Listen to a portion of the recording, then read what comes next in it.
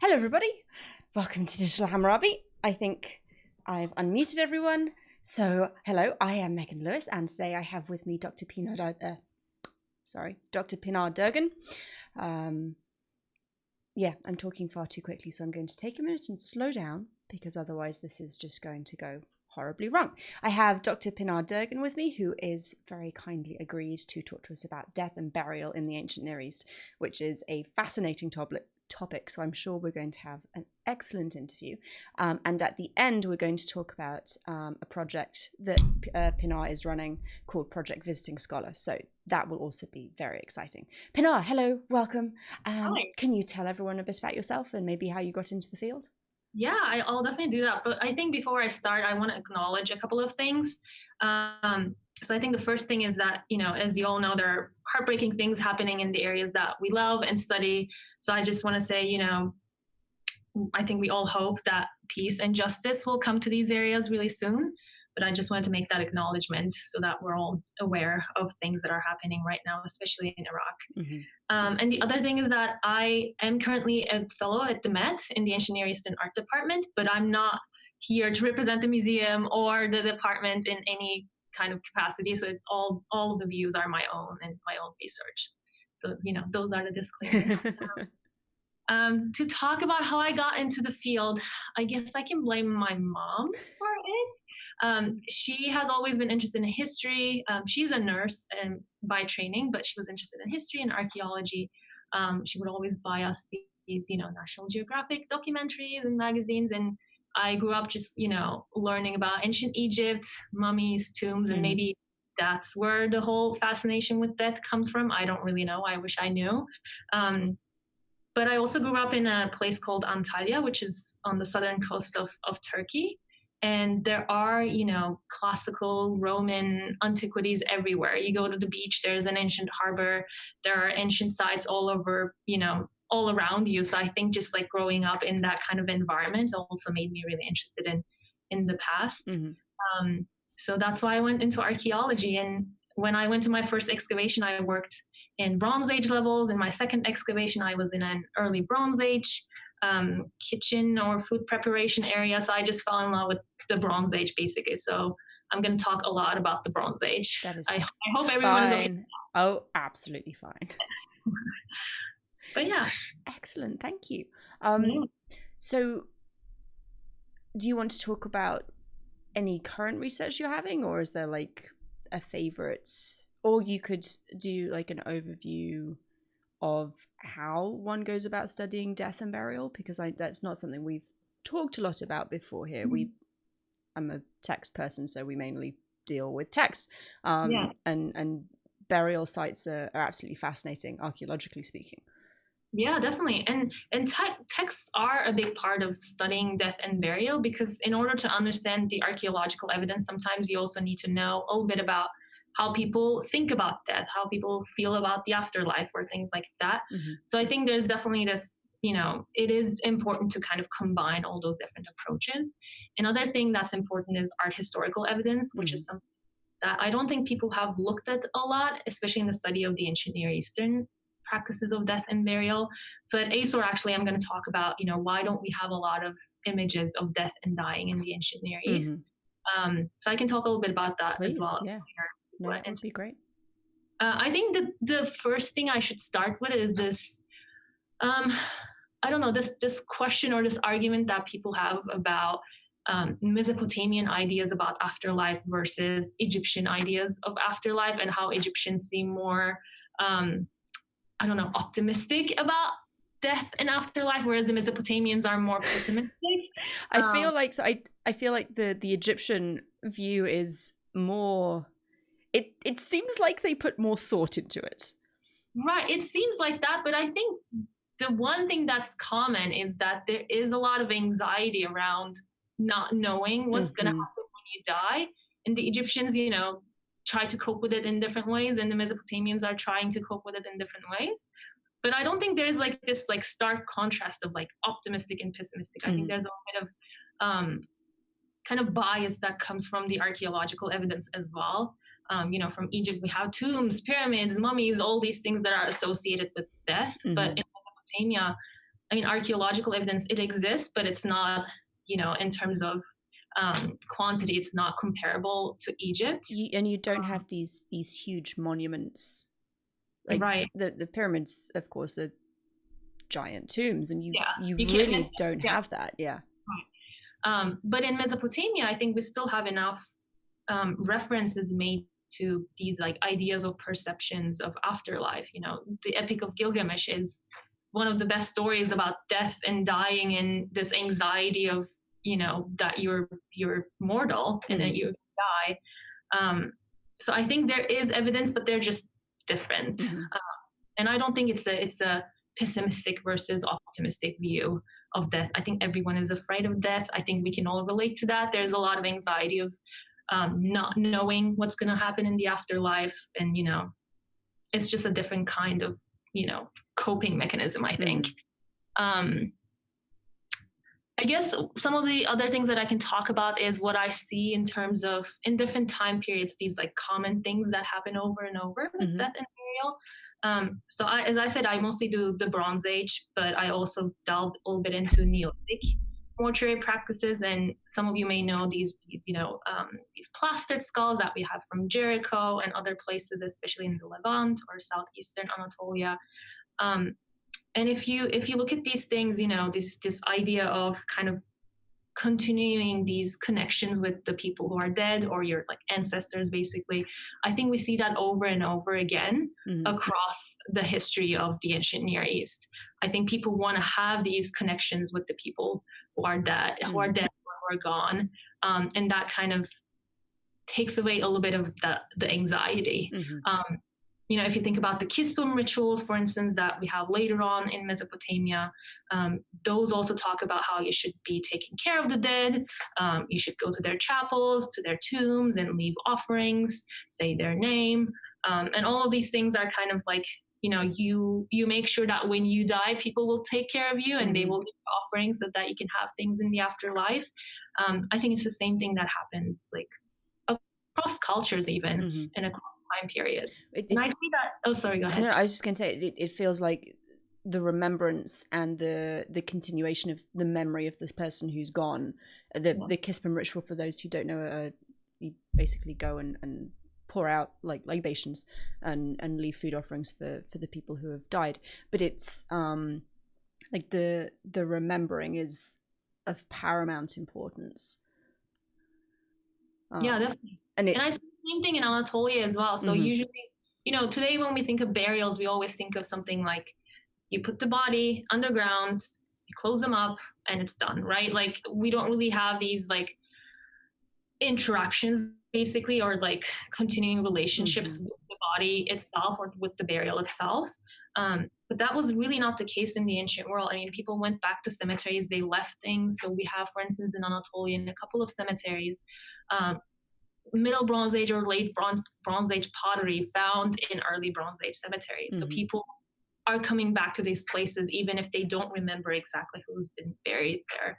And even within the same time period when these cemeteries are active, for instance, in the early Bronze Age, people come and open the burial and they put another person in the same burial. So there's this, it's not, you close the burial and it's done. And you forget and you go away. Yeah, exactly. So it is there. You see dead bodies, you see skeletons, you see, human remains. So it's a little bit more like an active relationship compared to what we have today. That's very interesting. Yeah. And do you, related to that maybe, is the location of burials and cemetery sites, do they tend to be closer to domestic architecture or more within the city limits than we might see in modern cemeteries, which are very often like away and secluded somewhere? So in the Neolithic period, I think across the ancient Near East, we can say that the main way of burying the dead was to bury them intramurally, which means either underneath your house, for instance at Çatalhöyük, which is a central Anatolian site. They have all these platforms, and underneath them we have burials. So people would be usually buried within the houses or within the settlement, but that starts to change around 3000 BC in Anatolia, for instance. So people start to bury their deceased outside of their settlements. They're not far away. Usually they're, between 300 meters and like the furthest I think is like 700 meters. So you can still probably see from your settlement where the cemetery is. But they are kind of separated from the living areas. But this is not, it doesn't happen everywhere. For instance, there are some sites where kind of the settlement and the cemetery kind of interchanges over time. So sometimes they're using the cemetery, or like they're building buildings over the cemetery, and then the settlement shifts, and then the older place becomes the cemetery. So there's this, there's really no separation, I think, conceptually, that it is like a completely different place. Because it's, and I don't normally do this, but drawing parallels with modern living, the idea of building a domestic structure or even building anything over a graveyard is very, very uncomfortable and very, very taboo. But it's interesting that there isn't that separation in the ancient world. Yeah. Especially, when you talk about the Neolithic, people always seem a little bit shocked that there would be, dead bodies underneath where you're, living basically your day-to-day life. But it is, I don't know, everyone asked me about, wouldn't it smell?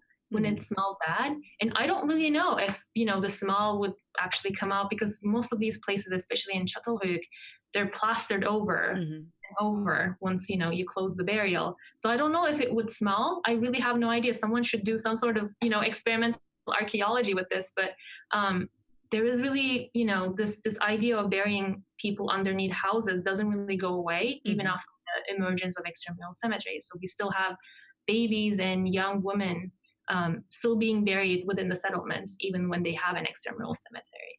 And in Mesopotamia, the intramural burial is a more common practice, or at least we know more about those than the extramural cemeteries.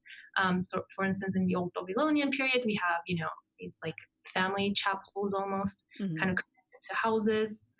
So this idea that the dead are kind of in your living space is not really a shocking or like a uncommon thing that happens. But yeah, to us, because, especially I think in this like the Western culture or in American culture, it's a little bit of a weird thing to have any kind of connection with dead bodies or dead things.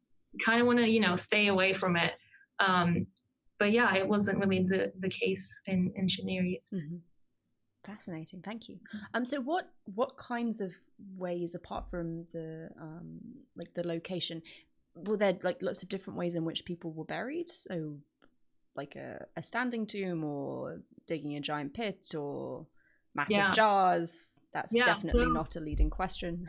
No, it definitely is not, right? It's actually one of my favorite questions, because I love pitos burial. So the pitoi are these large storage jars. You probably have heard me talk about them before, if any of my friends are watching it. So they are usually used for storage, like grain storage and things like that in the settlements. But we see them very commonly in especially early Bronze Age and Middle Bronze Age cemeteries in Anatolia. And when they appear in different parts of the ancient Near East, usually scholars have referred to them as like the Anatolian type of burial. I don't know if there's some sort of like ethnic or cultural connection to it, but they're very common, especially in Western and Central Anatolia. And we see them, across the Bronze Age. It's not a tradition that just comes and goes. It really continues for long periods of time. And I think what makes them a little bit even more interesting is that they are used as these, kind of burial containers. Some of them have only one individual, but in a lot of cases we see multiple individuals interred into them. So they usually bury the pitos burials kind of like in an angle, so it's easier to open them and put another person in it. And that's another good experimental archaeology question, I think. How do you put a person in a massive jar? And in the jar, like usually the openings are not, huge. They are big, but they're not, you wouldn't comfortably slide a person into the pot. So that's on my list of things to do. Someone has to put me in a pickles jar. We have to just try it out.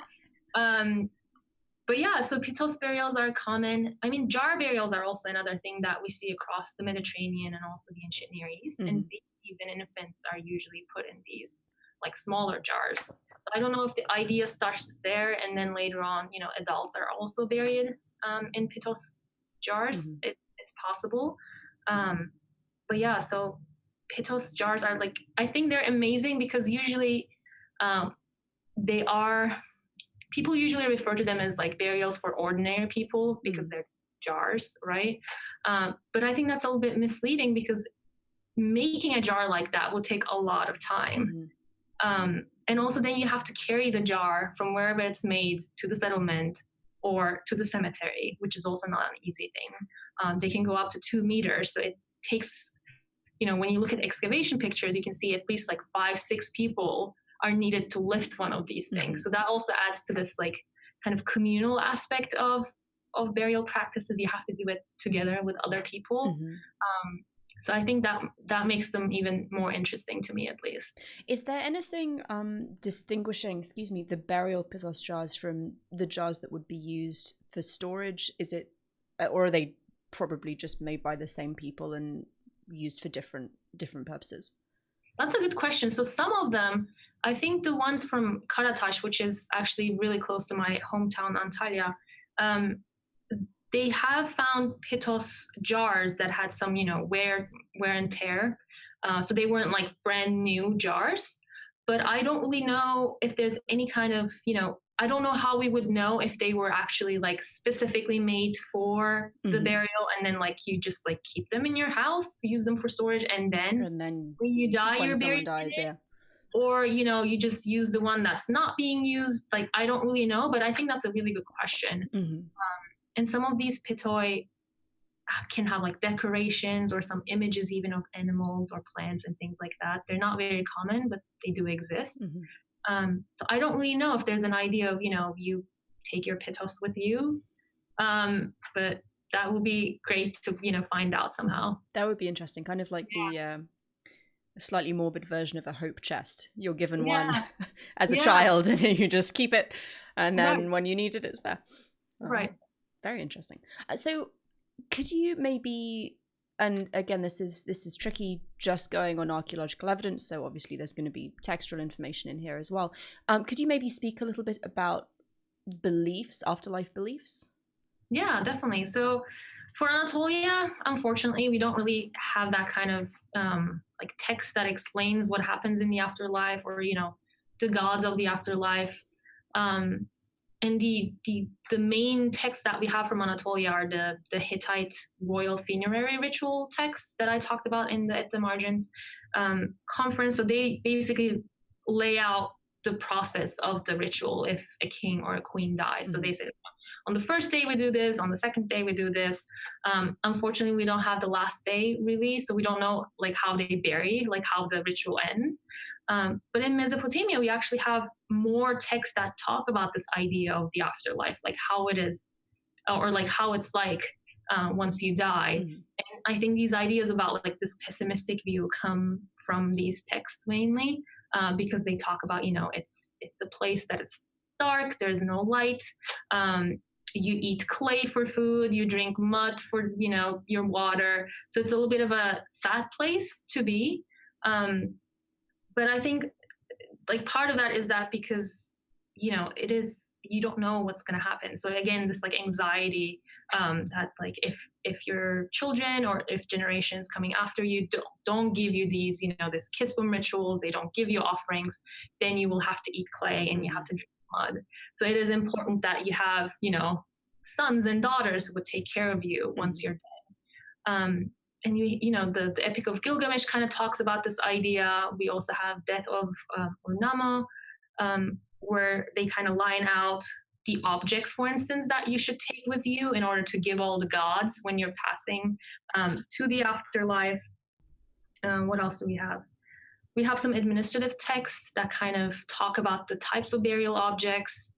What else? There's, of course, Ereshkigal and Nergal, the myth about the goddess of the underworld, the descent of Ishtar or Inanna to the underworld. So we see these ideas of, the underworld is literally, underneath. And then you have to pass these 7 gates to get there. And the gates are not really, to keep out the living, but to keep in the ones What's who are underneath? Yeah. because you don't want them to come back as ghosts and bother the living. So for instance, when Ishtar goes down, she has to take off all her jewelry, all of her clothing.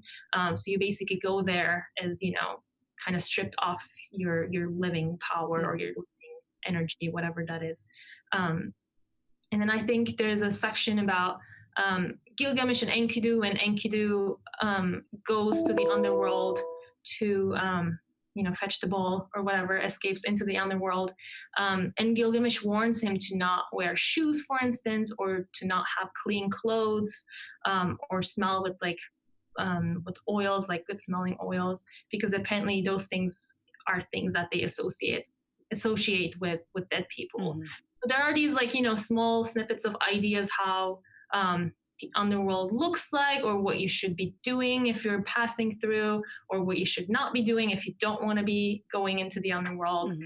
So there are all these religious ideas and myths, or literary pieces like the Traveler and the Maiden, which talks about this woman who's preparing for her lover's return. But as the text goes on, we kind of realize that the lover is actually dead.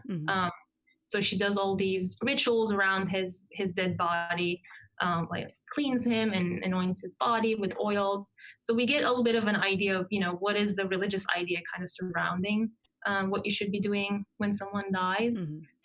And again, the Kisbum rituals kind of tell you, you should do these things because they will need things. They need food and they need, yeah.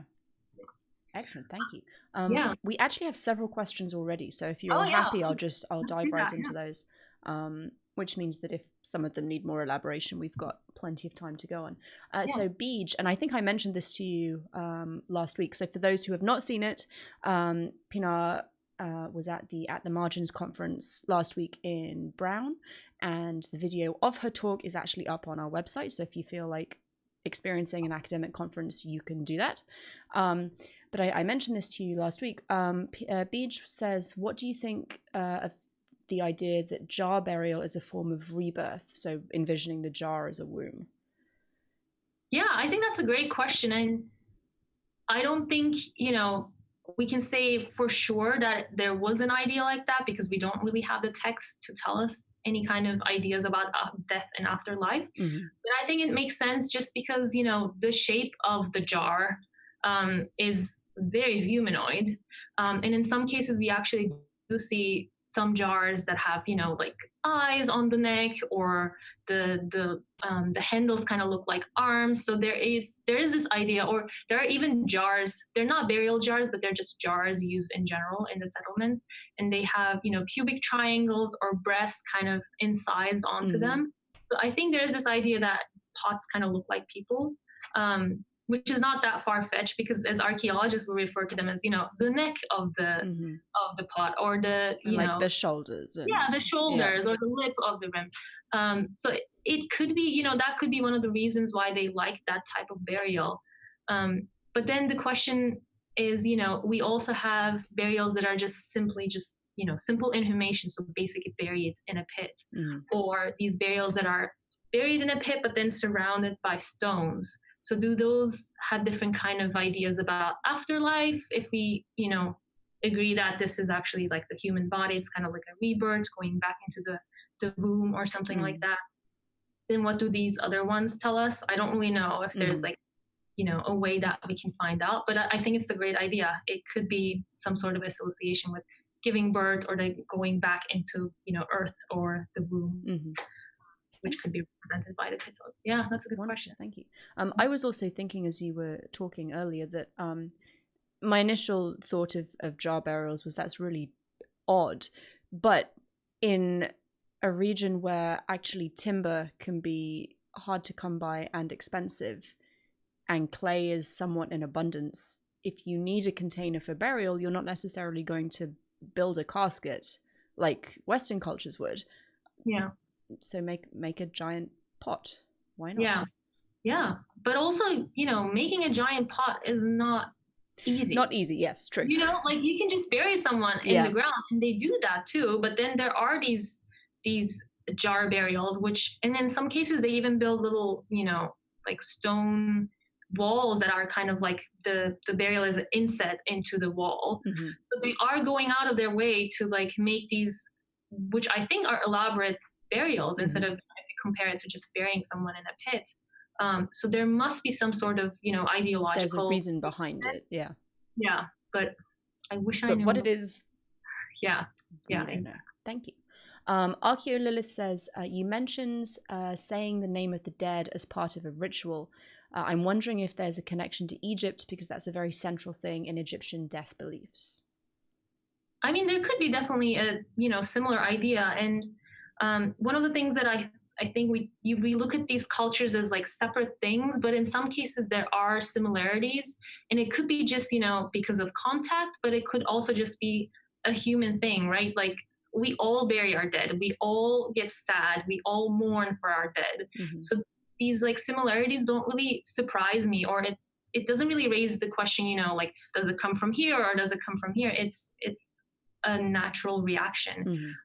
I mean, like think about looking at pictures of your, dead grandparents or something like that. Like we do want to keep these memories of the people. So I think just saying their name is just a part of that. Mm-hmm. But it is, we have the same thing in Egypt as well. So I don't know if it's a result of contact or if it's just human nature. Yeah, it could be just human nature. Thank you. Cadaver Splatter, would you say that there is an early conception of improper burial resulting in wandering ghosts? What about bodily integrity? Would damage to the body influence the body in the afterlife? I can speak for Anatolian burial, so it seems like they don't really care about that. So there's a lot of, as I said, when they enter a second body into the Pitos burial, they kind of push aside the older, bones and the skeleton. So we have usually these like jumbles of bones in these Pitos burials. They don't really lay them down nicely, because you can't really do that in a Pitos burial, right? The body will slip, it will move, and if you're adding more people, you will have to end up with these jumbles of bones. So I don't think they are actually thinking about keeping the integrity of the body itself. And they also move around bodies. So we have burials where, you have a missing leg, and then you have another burial where you just have the skull, for instance. So I don't think it's a worry that, especially, for my case in Anatolia, that people have. When I talked about cremation, I think I kind of hinted at that as well. They don't really see this division between cremated bodies and inhumated bodies. So you can mix, burned body parts with an inhumated burial. They don't really see that kind of difference. At least it's not expressed materially. Interesting. Yeah. And I think this is the last question for now. If you do, everyone listening, have questions for us, please put them in the chat. Tag me at Digital Hammurabi to make sure I see it. So Smitty says, building on the previous question, do you have any thoughts on vampires and other undead monsters? Interesting. Yep. I never thought about ancient vampires. That's a great question. Someone should write a novel about this, because I'm not going to. But I don't know if there's any kind of fear around dead bodies in Anatolia. I mean, there's definitely this this idea of ghosts coming back in Mesopotamia, and I think at some point in the Epic of Gilgamesh, Ishtar gets angry, and she kind of threatens people that she will call all the dead to devour the living. Yeah. But I don't know anything like that in Anatolia. I don't know if they do anything to keep the dead in where they are. I mean, they close the mouths of the Pitos jars, and they close burials, right? Like burials are closed constructions, but they can be reopened. But because they're reopening it, I feel like probably not. They're probably not afraid of, something happening when they open the burial, because otherwise they wouldn't be adding more people into the same jar. They would open another pit, or they would bring another jar into the cemetery. And that's just my speculation. Yeah. The practice of inhuming bodies within domestic structures as well would, if you're worried that the bodies are going to get up and do something, you probably wouldn't put them under your kitchen. Yeah. You'd have them away. But yeah, that's my speculation. I have absolutely no idea. Yeah, but I mean, there are, because I lived in New England for so long, if you're interested in like historical vampires, you should definitely look into like New England burials and vampires. They do things with bodies. Oh, interesting. That's like vampires, yeah. Oh, I will have to look into that because I didn't know that. That's fascinating. Yeah. Can we talk a little bit about grave goods? Yes. And what people are buried with, because that is interesting for me. I think this is my personal not complaint, but I kind of don't like this like emphasis on burial objects that much, because I think we try to put so much meaning into what these objects like mean about the person, about their identity, or about their social class in life, that I think we kind of sometimes miss the point about why they're there. So it's really hard to differentiate between burial objects that are left for the person to use in the afterlife, or left there because, they have to give these things to the gods, as we hear from, textual sources, or they're left there because people are visiting the burial and they're doing some mortuary rituals and there's some libation going on, or they're, leaving offerings. So it's really difficult to distinguish those things. And then, the question is, a lot of people use these things to talk about, this person was a higher class than this person because they have, metal jewelry and they have 5 pots instead of 1 pot, or no pots. So I think those things are kind of our, what's the right word? We kind of just like project our expectations onto the archaeological evidence. And I think we should be a little bit more careful about, associating burial objects with what it means for this person's identity. Because, go ahead, yeah. No, I think one of the most interesting things I've really ever been told by a professor is burial goods tell you far more about the people who did the burial than the person who was actually buried. And I had absolutely never thought about it like that, and it is entirely correct. Yeah, definitely. I mean, it's kind of like a cliche thing to say in mortuary archaeology, the dead don't bury themselves, right? And maybe, you bury them because they like this specific cup, or maybe you bury them because you think they will need this cup, or they told you, when I die, bury me with this cup. Yep. Yeah. And even though like maybe there's no like religious idea or cultural idea, maybe they just wanted that, and then you kind of have to do it.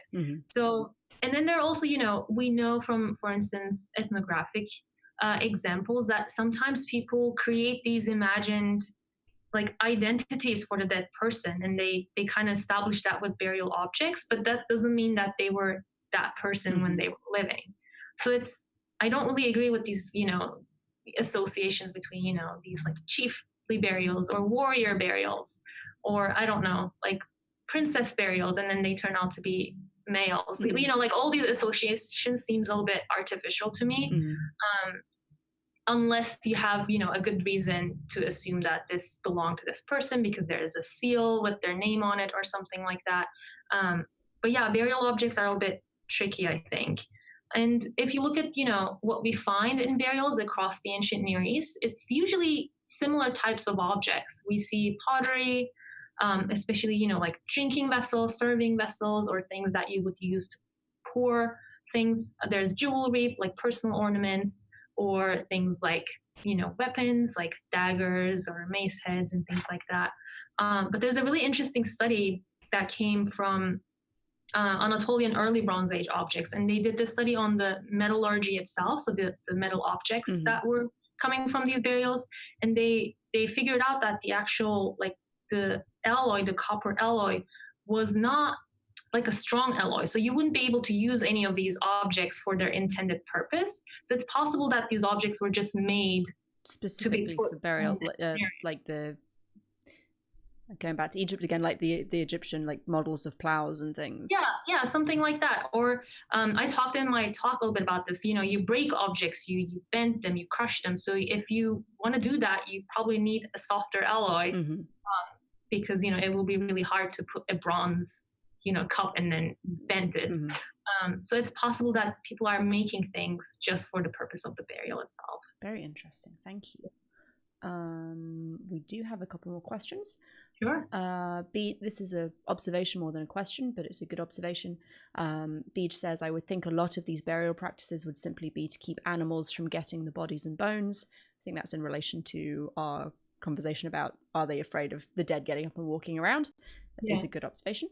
Cadaver Splatter, any ideas on the relatedness of funerary practices and ancestor worship being the root of human religion and cult practice?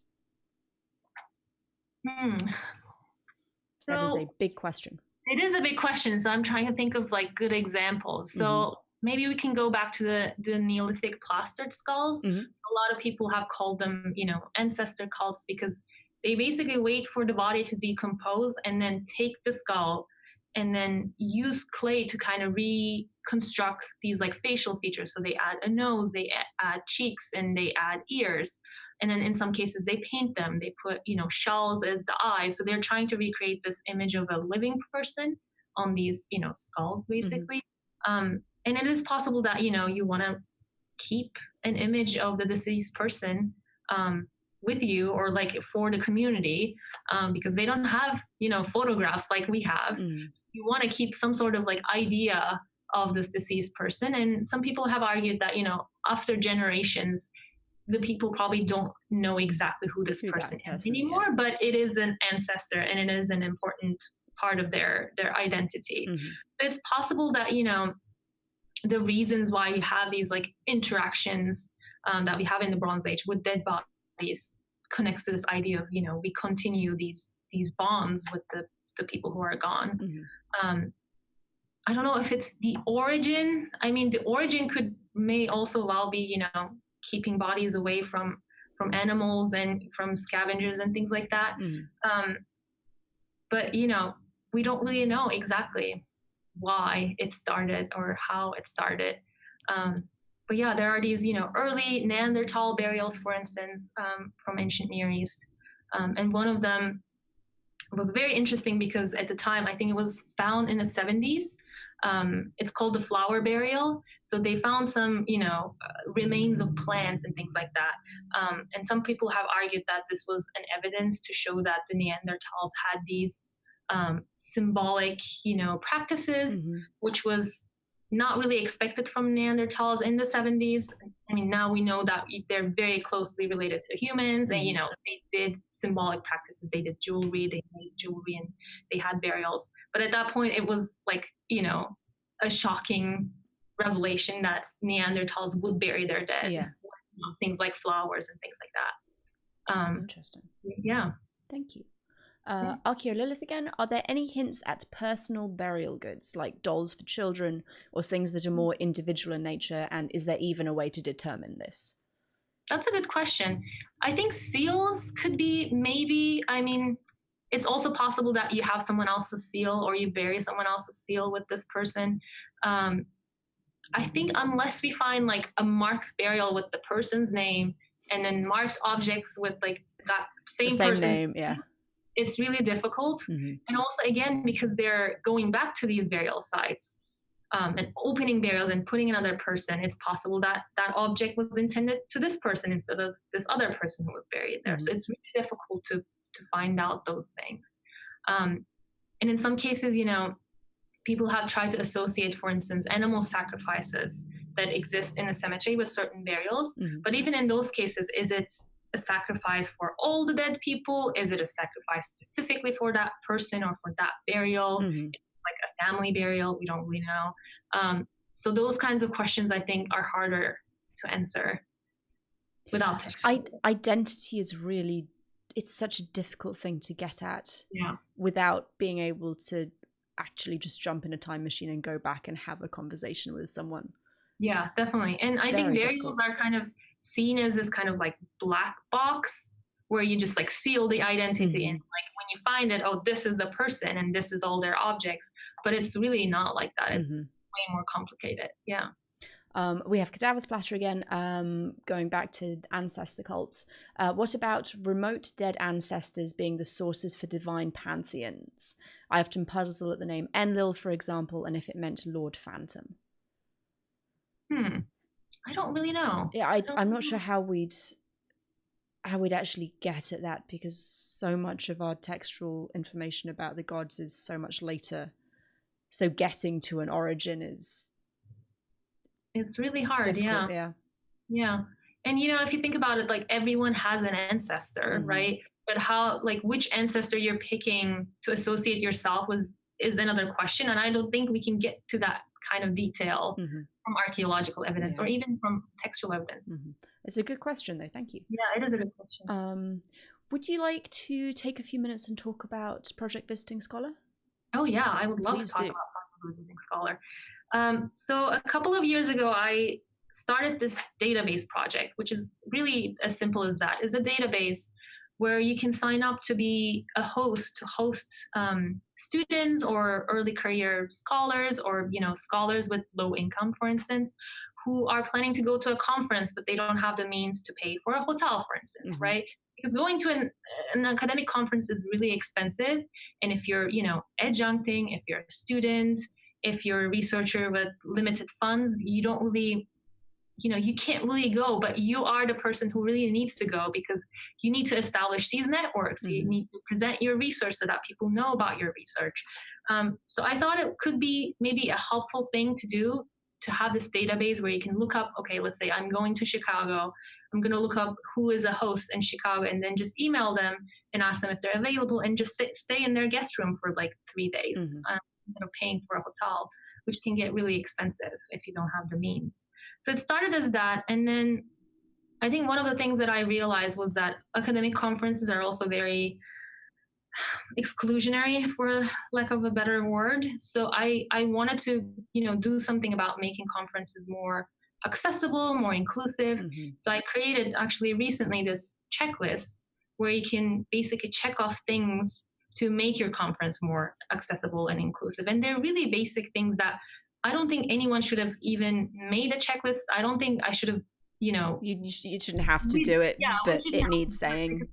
As simple as, having gender neutral bathrooms, having wheelchair access, having, a room where people can, breastfeed or, pray if they need to, or if they just need like a quiet room for, take a break. To do that. So those are really simple things that anyone can do if they're organizing a conference. But I think it's just like a reminder that, if you're worried that you're going to forget something, just make sure there's a checklist, so you can just go through it and say, yes, we remember to do all of these things. Oh, look, exactly. We don't have spaces available for wheelchair users. Maybe we should do that. Yeah, exactly. So the website I have for Project Visiting Scholar right now is a temporary one. It's not really the database. I have a database information. So if anyone wants to use that, so if you're planning to go to a conference and you don't have a place to stay, you don't have the funds, then send me an email and I'll try to put you in touch with someone in the area, and you can ask them if you can stay with them. Hopefully soon we will have our actual database website online.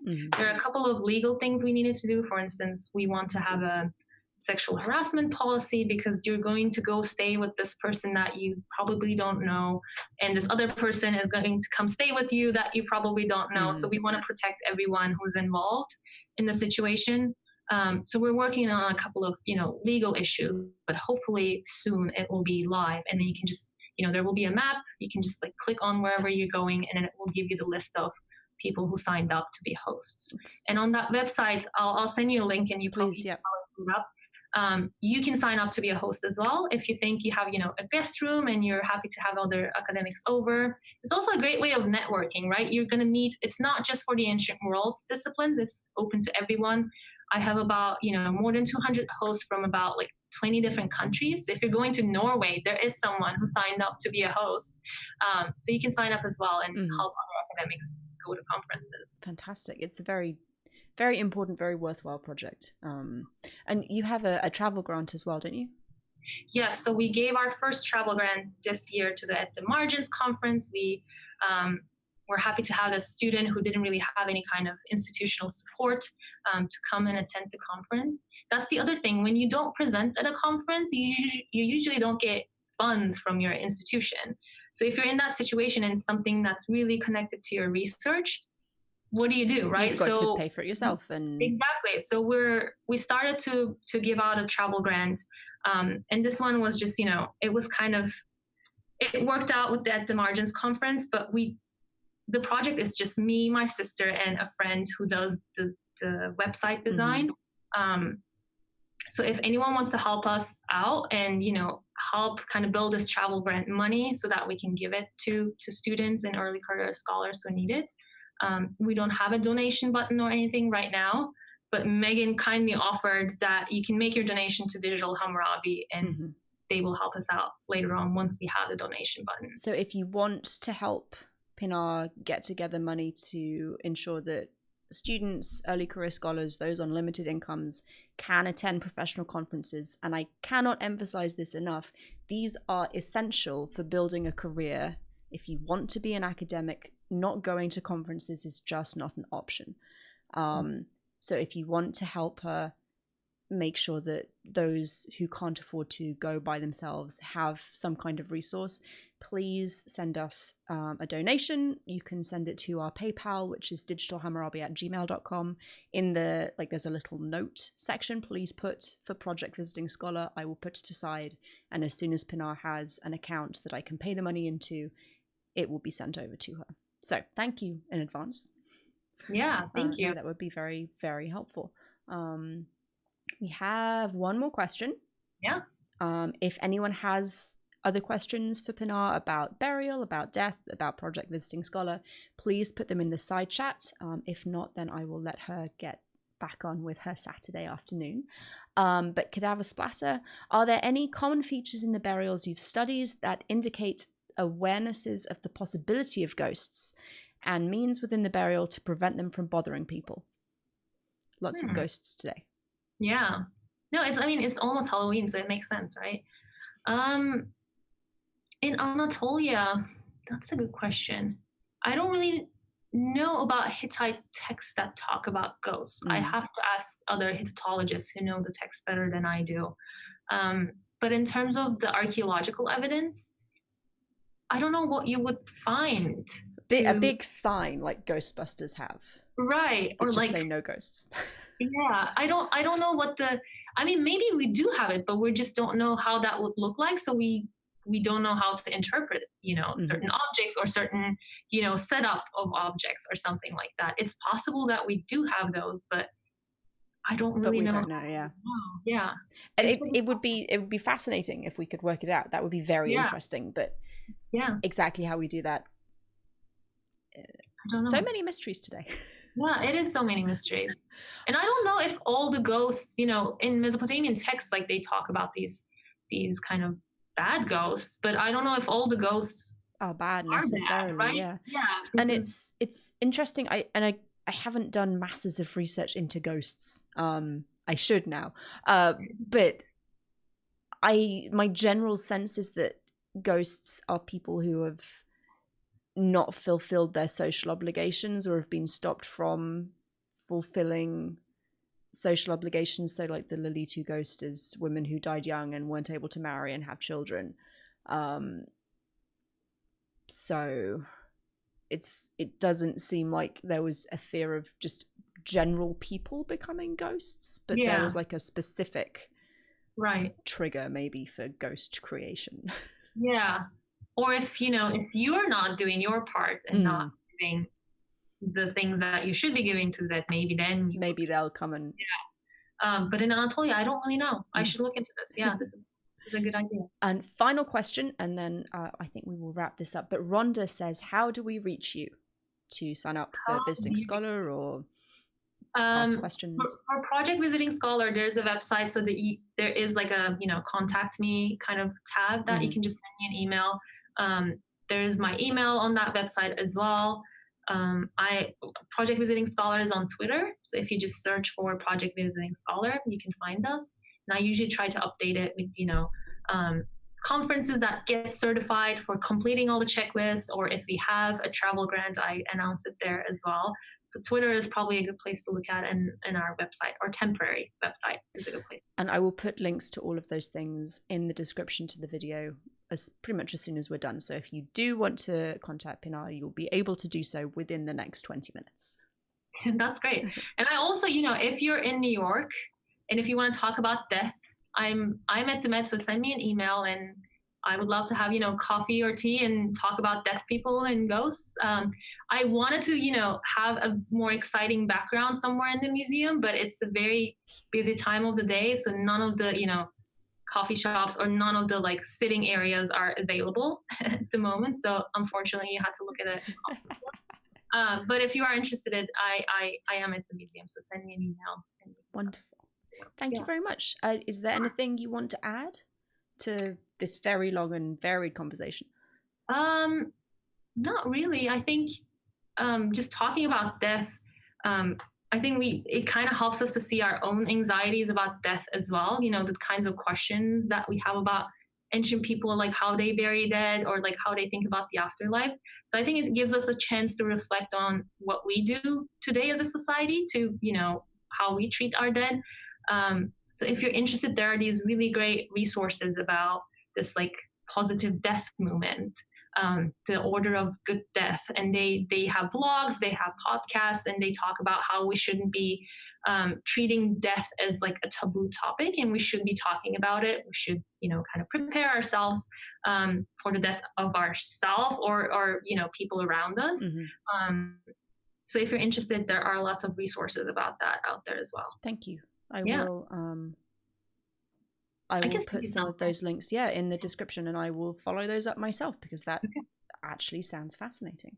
Yeah. So thank you everyone for joining us. This was interesting, very interesting, and as ever, fantastic questions. I'm sorry we couldn't give factual, concrete answers to all of them, but that is one of the problems with dealing with the ancient world. It's quite tricky. But thank you all. Thank you, Pinar, for making time. It was a really pleasure. Appreciate Thank you so much for having me. Oh, of course.